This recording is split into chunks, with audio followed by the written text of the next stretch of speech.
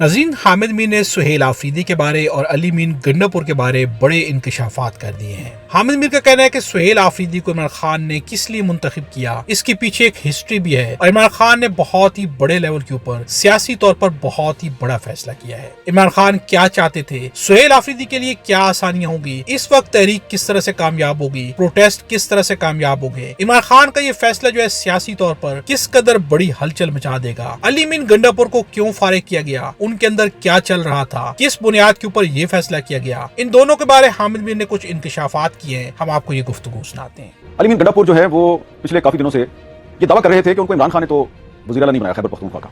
वो कहते थे उनको तो खैबर पख्तूनख्वा का वज़ीर आला किसी और ने बनवाया है और उन्होंने वादा किया है कि हम आपको वज़ारत आला की कुर्सी से नहीं हटने देंगे। यहाँ तक अली मीन गंडापुर साहब ने तहरीक इंसाफ के कुछ रहनुमाओं को कहा कि उन्होंने मुझे कहा है कि तुम इमरान खान से मत डरो, इमरान खान ने अगर तुम्हें वज़ारत आला से हटाने की कोशिश की तो हम उस कोशिश को नाकाम बना देंगे।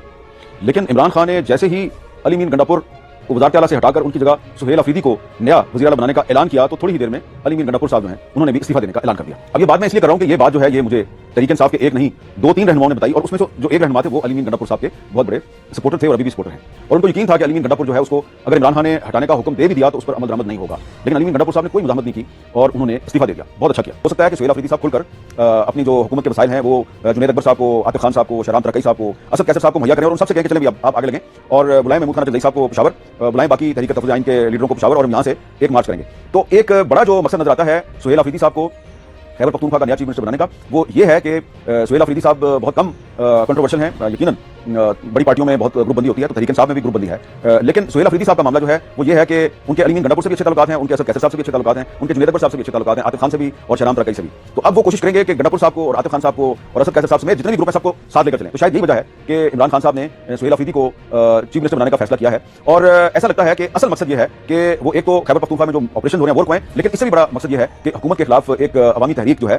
उसको मुनज़्ज़म किया जाए। और मैंने तहरीक इंसाफ के कुछ रहनुमाओं की जुबान से ये भी सुना है कि खान साहब का ये ख्याल है कि बहुत जल्द पाकिस्तान में नेपाल या बांग्लादेश जैसी सूरत हाल पैदा हो रही है, तो शायद इसलिए उन्होंने गंडापुर साहब को हटा के सुहेल आफरीदी साहब को चीफ मिनिस्टर बनाया और सुहेल आफरीदी साहब जो है वो अब पाकिस्तान को नेपाल या बांग्लादेश बना पाते हैं या नहीं बना पाते ये तो आने वाला वक्त बताएगा। लेकिन इस वक्त पाकिस्तान को जिस किस्म की सूरत हाल का सामना है उसमें पॉलिटिकल पार्टीज के पास एक आईनी हक है, उनको पुरअमन एहतजाज जरूर करना चाहिए, लेकिन इस चीज़ का ख्याल रखें कि जो सियासी एहतजाज है वो किसी भी सूरत में जलाओ घराव की तरफ ना जाए, उसमें तशद्दुद शामिल ना हो, वो ना हो जो पिछले साल नवंबर में इस्लामाबाद में हुआ था और तहरीक इंसाफ वाले जो हैं उनको बहुत से अपने साथियों की कुर्बानी देनी पड़ी थी,